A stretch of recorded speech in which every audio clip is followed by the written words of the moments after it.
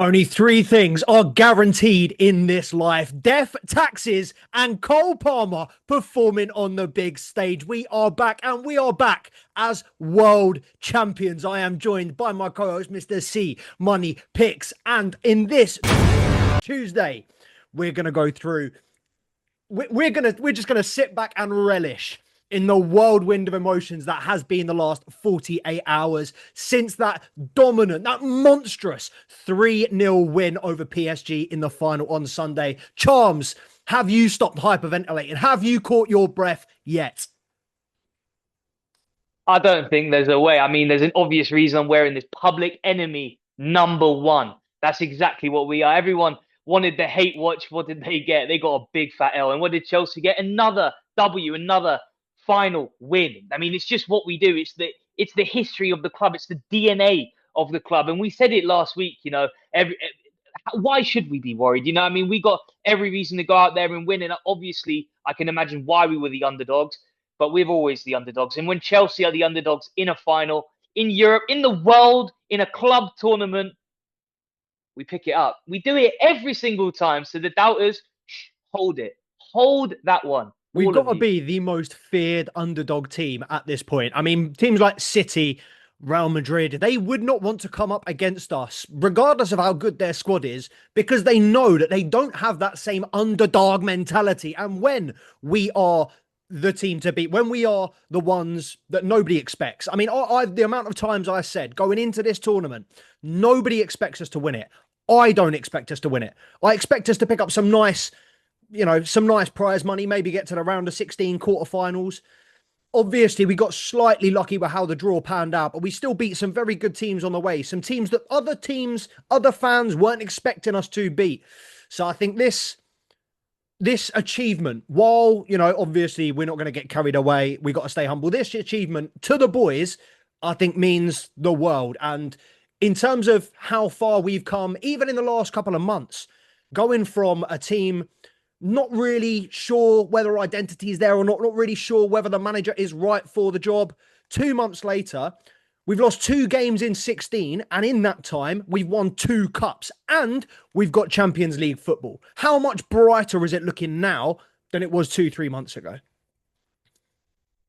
I mean, this is the beautiful thing. I feel like one thing that really was becoming difficult was how are we playing football? And we spoke multiple times about the plan A and not really having that plan B to go back on. But this new system, this new way of operating that 4-2-3-1, the way that we've kind of stole that PSG style, if you will. I think it's been very, very effective.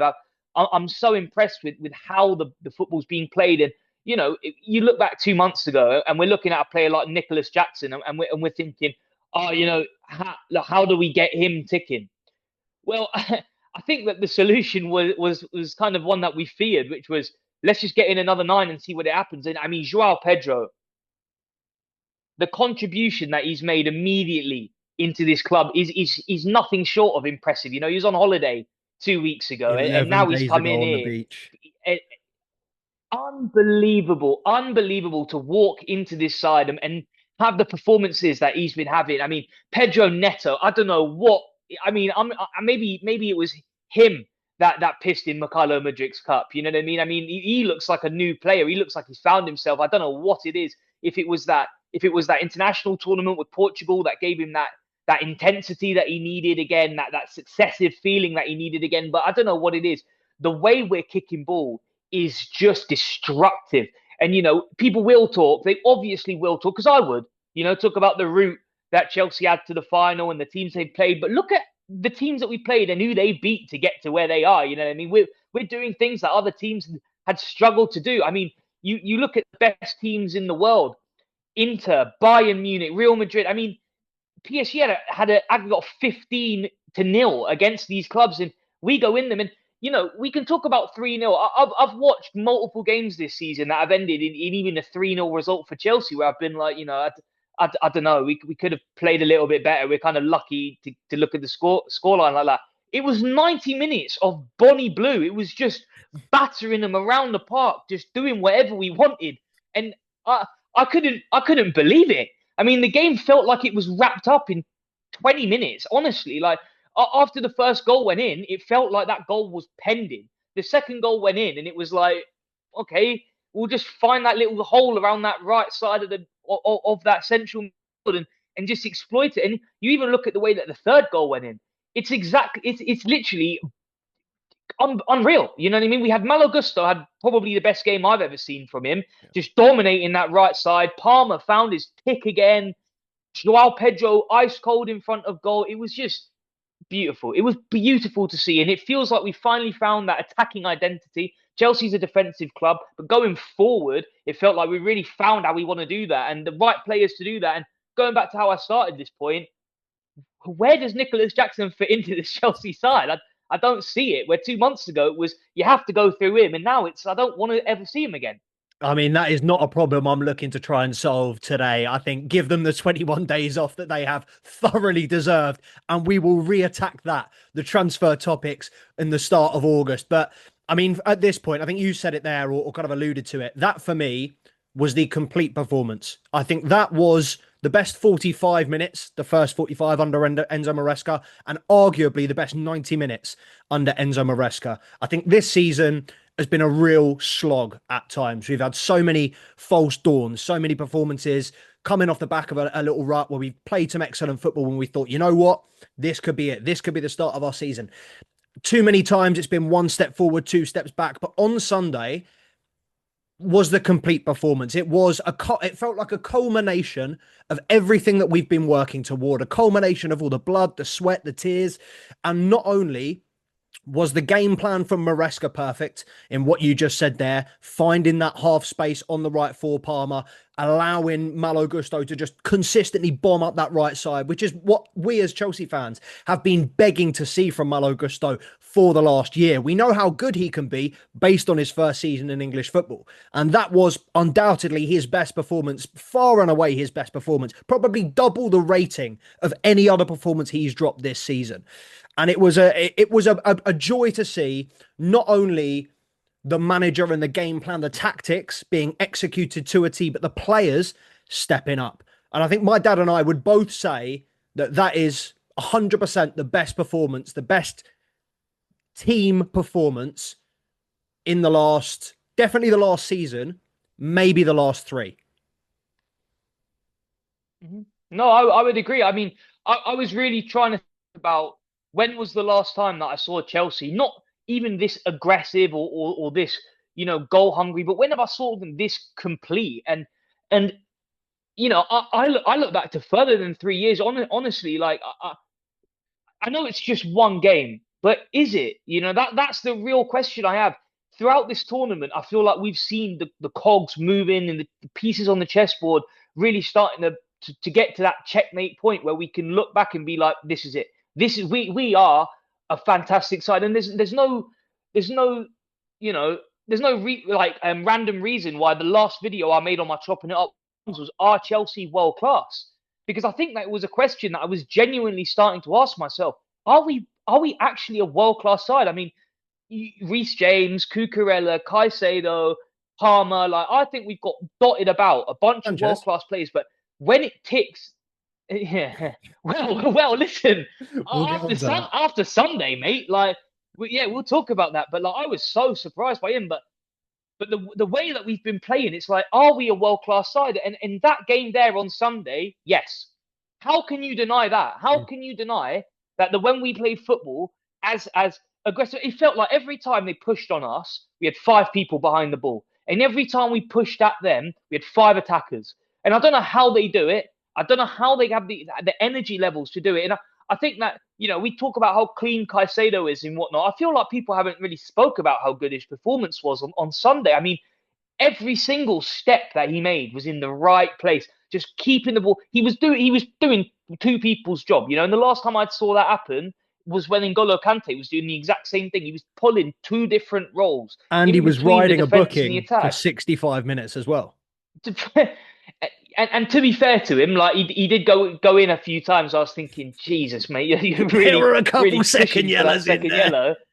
There were definitely a couple in there that you can argue, but But then again, like I don't know, I just felt like that is the most complete I've seen Chelsea since we lifted a Premier League. Honestly, not even since the Mm. Champions League, since it feels like maybe before that. And I don't know. I just if this is the way that we're gonna be kicking football next year, you man better be scared, scared, because we are gonna improve on this side, which is the other thing that confuses me. Like, where do we even fit a player like Esteval? Where does Andre Santos get his minutes in the tournament? Like, sorry, in the league.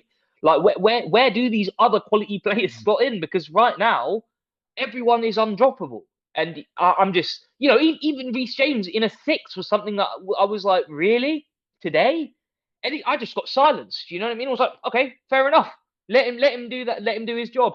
I'm just so impressed, more than anything. And I want to sit here and say it's just a meat riding contest, but we've been on this podcast a million times talking about what are we doing. I remember being here in March, besotted with that Brighton game, absolutely infuriated with how we got turned over by Brighton. So we just nicked Joao Pedro, and now we look unreal. So yeah, the future is so bright. I think we win the Premier League next season. I just don't know how I Big can't think claims that. coming out of it. Big claims coming out of this channel already. I'm 99% sure besotted means like in love with. Yeah, it does. Oh, okay. I was, I was I was actually thinking that enraged, I absolutely was like, enraged. why the fuck? I The was like, way I what? Are you a Brighton? What? Why? What? No, the way I've been using that wrong for a minute now is crazy as well. But Word of the day. ah, Word of the day on the Two Blues crazy. podcast. Oh, I forgot to do my Two Blues Besotment, intro. yeah. It is what it is. Word of the day on the Two Blues podcast. But yeah, I think I agree. I feel like it's with rival fans, it's been even for the last month, in the group stage, oh, they're playing LAFC. Oh, congratulations, Delap scored in his debut against who? Again, some Egyptian El Esperanza. Oh, they've gone through Chelsea won last night. Who was it against? Another Brazilian team. Another Brazilian team. It was like, oh, now they've got actual game on Sunday. PSG. Oh my God, these PSG players have only played 20 games this season. They're all going to be fresh as fuck. Chelsea are going to get battered. The amount of people, I'd say 80% of the British male population was sitting there on Sunday night going, I might have to take a day off work tomorrow because the amount of shit I've chatted about Chelsea and to the Chelsea boys and what Cole Palmer said was just so eloquent in it was just the Yeah. necessary. It was what he needed to say, what we needed to hear. So much shit has been spoken, so much doubt has been cast on this Chelsea team all season. And all they've done is say, shut up, just let us do our thing.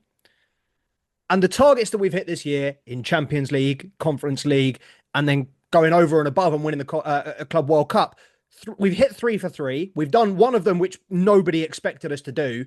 We are 100% over and above. Enzo Maresca has overachieved in this season, and he's done so with a less consistent talisman than last season. And while that has benefited us in ways because we have been able to be a little bit less reliant on Cole Palmer, let's just hone in now and have a proper, because I don't think we've actually sat here and asked the question, where does Cole Palmer rank in the Ballon d'Or listings? And I'm not talking specifically a calendar year.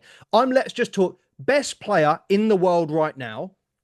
He's definitely top 5. And before anybody, he's not winning Ballon d'Or this year. We know how it's rigged and it will go to Dembele or Yamal, whatever. And he probably, off the back of this season, doesn't deserve to win the Ballon d'Or. He hasn't had the best calendar year. That being said, this man is, what word did Thanos, he's inevitable. He is, everything you do leads you back to Cole Palmer. Didn't score a non-penalty goal for 6 months. Were we worried? Give a fuck. Give this kid a final. Give this kid a big stage, and he turns up. Just how good is Cole Palmer? I mean, it's a question that since Sunday I've really just just not been able to take off my mind. Where is he in terms of best players in the world? Because Liverpool fans are gonna do the whole, yeah, but wait till you see Florian Wirtz. Well, I mean, I've seen an awful lot of Cole Palmer, and when you look at the actual what he's been able to do and what he's been able to take him, and when he's important, it's not new. It's not anything that's fresh. I mean, he was doing it at City. I mean, when we signed him, we've been said multiple times, I'd pay another 40 million for him. I mean, we said that since third week fourth week of his transfer, and to get to where he is now, where the levels are improving, it's frightening. As you said, I don't have any expectations for him to win a Ballon d'Or this season. I mean, it'd be pretty tough based on the 3 4 months that he was pretty silent. But I just, I, I've always maintained. I reckon he wins a Ballon d'Or by 2027. Where I gave him 4 years, 2 years ago, and now it's like now it's a question. Now it's legit. Now it's not fantasy. It's not delusion. It's a genuine possibility. Mhm. Southgate's got blood on his hands. We said that at the time. I mean, he subs him on in the 65th minute. He bags 7 8 minutes later, and he's undroppable for England at the minute. I mean, if you came up with an 11 for England and Cole Palmer's not in there, you're smoking spice. Simple. I mean, he's undeniably a top five, top maybe six player. No, he's the top five player in the world, and it's hard to deny it. I mean, you slot him into Real Madrid, he wins a Ballon d'Or. You put him at Barcelona, Bayern Munich, one of these teams. I'm telling you, all of a sudden, the chattering is just, he's so much better than he was at Chelsea, and he's just stayed completely consistent. He's just absolutely phenomenal baller. I find it difficult to find players who are better than him, because I look at a player like Yamal. I think he's technically equal to Yamal, if not better. I think he's a more confident player. I think he's better on his left and better on his, well, and definitely better with his left foot, which is his dominant. And I mean, equal to on his right. Dembele, it's no question. It's no question. Palmer's clearer of Ousmane Dembele when it comes to an actual football player. No way. And yeah, I'm just blessed that we have this second coming of an Eden Hazard. You know what I mean? A player who's genuinely stands head and shoulders as the best player in his club, but potentially even in the league. I mean, Hazard was. I know we got a player like Mo Salah in there, which is difficult to kind of override. I think he's the best player in the world It's personally, funny. but It's funny I that you think said that as Palmer's well, getting because you there. said a couple of minutes ago, our Liverpool fans would say Verts. Have you not noticed how quickly they've switched all their stocks from Salah to Verts? Now, no Liverpool fan Yeah. will sit here and argue that Salah is Ballon d'Or top five. They've got a new poster boy, which tells you Hmm. that, with all due respect, Salah was never in the Ballon d'Or conversations. Even I mean, Liverpool yeah. fans I didn't mean, trust his stock. for me, he definitely is. You know what I mean? I think that he's the most effective forward in the Do you, do world, you, do you think personally. he's But been better this that's year just than he was when he did it when he hit his 40 goals? yeah. I do. I think that his overall contribution. No, I think his overall contribution and just the way that he plays with such confidence and the way he turns games on his head and he gets defenders so scared and I don't know. I don't think I there's don't know not about much that. competition, Gets especially defenders compared. scared. You've just got to show him down the right. Come on, man. Let's not Yeah, give but this I mean one trick pony too much That's the credit. same thing with I mean, a lot of people were saying the same thing about Cole Palmer. You put him onto his right foot, and what can he do? And then, yesterday Deliver. they gave him the opportunity to hit the ball twice. Well, you gave Palmer the opportunity to shoot twice with his left foot. He bagged twice. You know what I mean? He gets the assist through with his left as well. I mean, he's just I don't know. I think Salah's a great enough on him, mate. I don't want to big up Liverpool on this But podcast. To be honest, got on the day or two after. But yeah, I just think that Palmer's no question in the conversation, and I think that when he gets a little bit more light on him, when we win a Premier League, when we win a Champions League, then he'll get his flowers. who's your fifth then? Because by that logic, he's top four. Yamal, Dembele, Salah, Cole Palmer. Is there anybody else in the mix you could throw above him? Yeah, Not just this season, as kind of right now. yeah. Just like when it comes to Ballon d'Or conversation, when it comes to like who's the best player in, I don't know. Because Yeah, Rafinha probably. ain't I nowhere near. honestly, I probably I don't know. I struggle to put. As I said, like I think he's a better all round player than Yamal and Dembele. So like for me, I don't know how biased it is, but I'm putting him fucking number two. You know what I'm saying? So Yeah, no, I I, don't I know. think I, he's top I three. just think that Cole. I just don't know how you can not look at how unbelievable he is when the time is relevant. You know what I mean? I mean, even going back to like nearly over a year ago now, when he had that game against Man United, when Garnacho bagged the third goal and like sat on the side, and Palmer just goes, "What are we doing?" Bags 2 goals in 90 seconds to win the game for us 4-3. He's got that clutch gene in him. You know what I mean? He's got that Kobe Bryant element of like, I'm just gonna make it happen right now because no one else is going to. And sometimes you need that player who's just going to switch off and switch on, and that's exactly what he is. And I don't know, I really really feel like people are disrespecting the fact that this guy is genuinely beyond world class levels. He's a top three player in the world. He really is. And if anything, if just to reiterate how important, how big of a or good of a big game player he is, the ultimate big game player, Didier Drogba, 10 games in 10 finals. Cole Palmer has already scored 5 goals and provided 3 assists in 6 finals. 4 more finals, but this Don could overtake Didier Drogba as the biggest big game player ever next year, technically speaking. If Chelsea get to the finals that we can get to next calendar season, we could do FA, we could do Carabao, whatever it's called, we could do Champions League, and then he could do it in the Super Cup. But he could write his legacy in Chelsea. I mean, he already has. He is already going down as a Hall of Famer in Chelsea fans' books. But he could extend his legacy past Didier Drogba's next season in his 3rd year at the club. And this brother, let's not forget, is contracted to us for about another 7 or 8. So he ain't going anywhere. The last question I got to ask you, still on Cole Palmer. I'm sure you and many people that are watching would have seen the reports that Chelsea had set a price tag on Nicholas Jackson. If Nicholas Jackson's price tag is £100 million, what's Cole Palmer's price tag in today's market?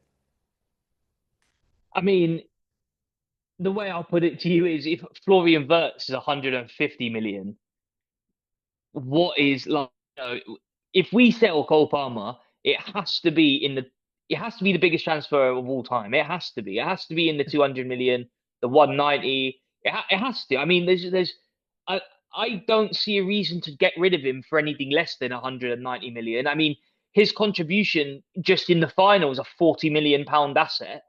He's a big game player. We somehow scrape through to a Champions League final next year, and we're once again the underdogs, and we're not supposed to win it. He's gonna turn up. He's gonna bag. You got to get used to that concept. And if that is the case, that's we're making more money keeping him than we would selling him. And there's so few players where you can make that claim. There's so few players where they just impact the financial health of a football club the way that Cole Palmer has done. And we can write off a player like Christopher Nkunku because Palmer came after him. And who cares about that 60 million euros on a mistake when you've made the right decision in Palmer? I just yeah, his transfer value's got to be in and around the 200 million, and even still, I wouldn't take it based on how unbelievably successful he's been at Chelsea and how much he brings to the club value wise. Oh yeah, I would not sell him for the world. But leaning on that point, and I think just going back to the Ballon d'Or as well, I'd argue there are $2 billion players in the world right now, and they are Lamine Yamal and Cole Palmer. And that's not only transfer, which is £250 million plus, but commercially, everybody's seen the Nike adverts that this guy's doing, plastered all over Times Square. The whole world doing the cold celebration. NFL, NBA, Donald Trump is infatuated with this guy. There is so many aspects to Cole Palmer that make him a superstar, not just the footballing side of things. I mean, he is blessed to be ridiculously talented, but like Messi, like Ronaldo, he can be a franchise on himself. There is no doubt to me that this player is going to be doing. I mean, I feel like he will retire fairly early. I feel like his career, won't go to 37, 38 like Ronaldo is. I feel like he'll do what he needs to do and get gone and enjoy his life. Fair enough. That's what, every footballer aspires to. I think he is going to be set up the next 2, 3 years. He is going to have every single club in the world calling him. And he will obviously have the opportunity, being that he is tied down to a contract to Chelsea. I'm sure that Chelsea will, if the offer comes in, say you can have your pick of whatever, as long as they hit a certain number. But at this point, I think the sky is the limit for Cole Palmer. There is no end to how well he can develop as a player. His transfer fee can just keep going up and up and up. And his impact and importance in this England, in this Chelsea team, I think he will just players gravitate towards him, and I don't think that's something that goes away. That kind of carry the team on your shoulders element to his play is something that I just think is you cannot put a price tag on it. I think it's such a rare quality, and yeah, the way in which he turns up in big games is something that we haven't seen since Didier Drogba. But while we're talking about finances, obviously Chelsea have made a pretty penny from this Club World Cup. We have made £84 million. That comes from 21.3 being a participation fee, but then £62.7 million in prize money. So Charms not only has our participation in the Club World Cup paid for João Pedro and Liam Delap, we have a little bit of change, and we've also recouped £108 million from player sales this week alone. That's not including a few like Mati Samugu, a few little smaller ones. But we are negative 2 million, I think, if I've done my maths correctly. We have virtually balanced the books, and we've got 2 new number 9s. We've got another new keeper. We've got a few new youngsters coming in. Esteban Willian. What, how, I'm trying to think of how best to phrase this. How much more do you trust the ownership now than you did 12 months ago when they were doing this same willy-nilly financial footwork, but we were all kind of like, I don't see the bigger picture. We're now starting to see profit made on those players that don't work.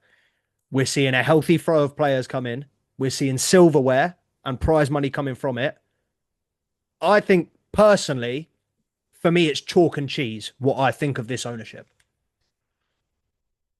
I agree. Honestly, I agree. And I mean, I've got a lot of reasons to have my doubts at first about Todd Bowley, but I think that the signs were always there in terms of like the care for the club. You know what I mean? Obviously, putting a lot of risk on his way that he's handled the finances, but when he was doing, jumping into Chelsea fan podcast groups and whatnot, and trying to speak to Chelsea fans and see what they wanted, it didn't seem like he was doing it just to kind of show face. It did seem like there was a little bit of relevance into like what the people want. And I think that in the end of the day, what we said is we want to see entertaining football as well as results, and in the end of the day, one of them's not good enough.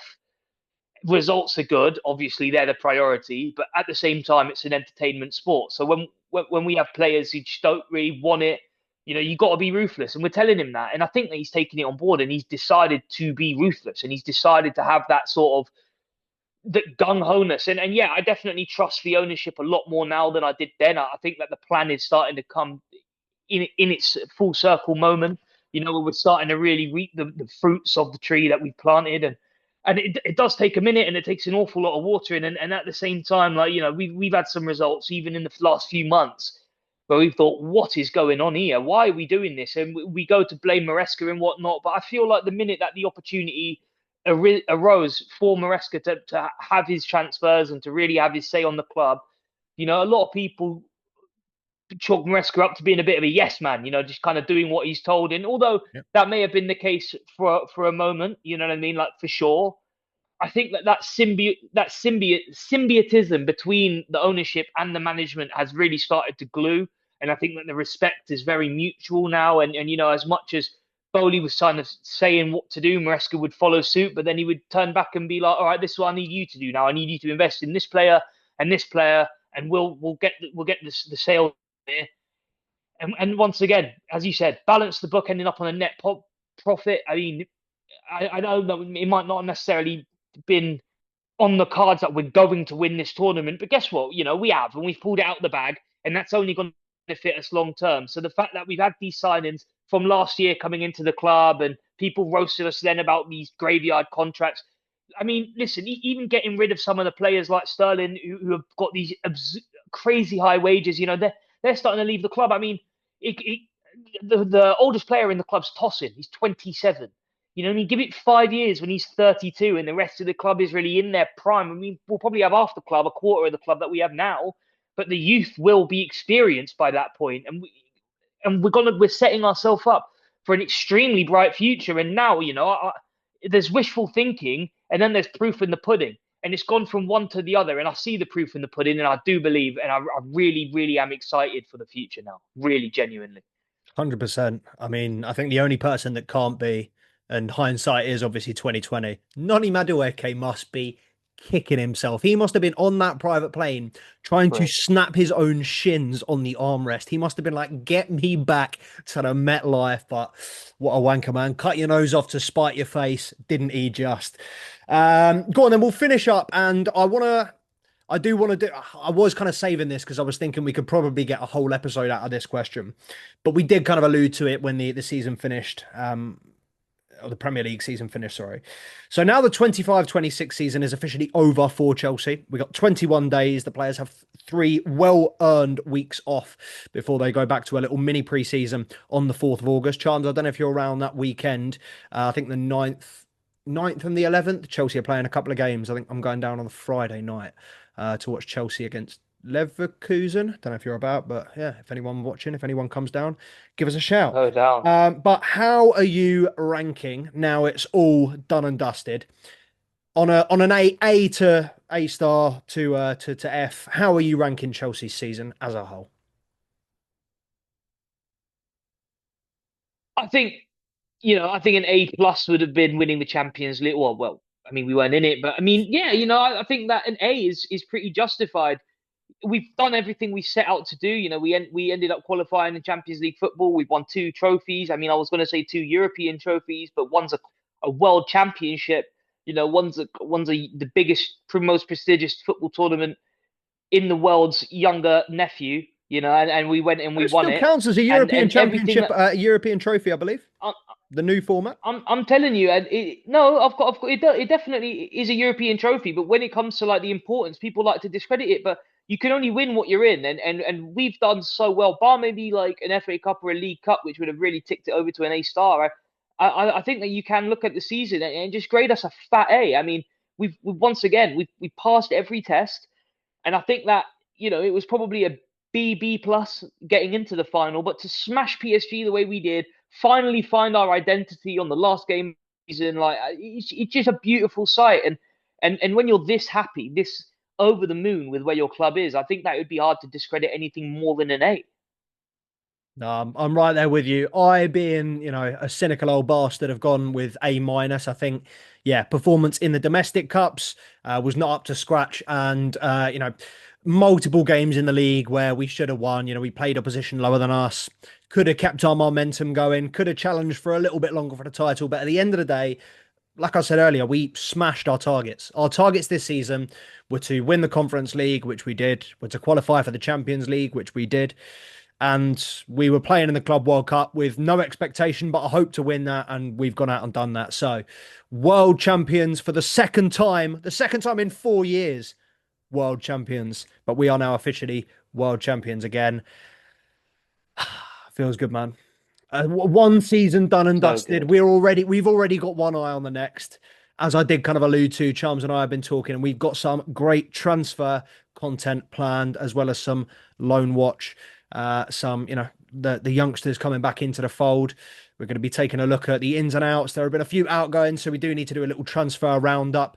I think we've said goodbye this week to Zach Sturge, Eddie Beach, and I want to say somebody else, but I can't remember who. Dylan Williams was ages ago. There's been a few movement, or a little bit of movement amongst the youngsters, so we will keep one eye on there, both the outgoings, loan and permanent. We will also be, keeping you up to date with all of the transfer content throughout the rest of the window. Obviously, make sure to subscribe to the Two Blues podcast if you're not already. What are you doing? Follow us at Two Blues podcast on the Instagram and the TikTok, and yeah, stay tuned for I believe you'll be getting a chopping it up with Charms on Friday. Stay tuned for more great Chelsea content. Up the Chelsea, boys. We did it. Wesley, we did it. Lemon, we did it. We did it. Up the fucking Chelsea. Campeones, campeones, ole, ole, ole. Let's fucking go. Come on, boys. Until next time, see you later.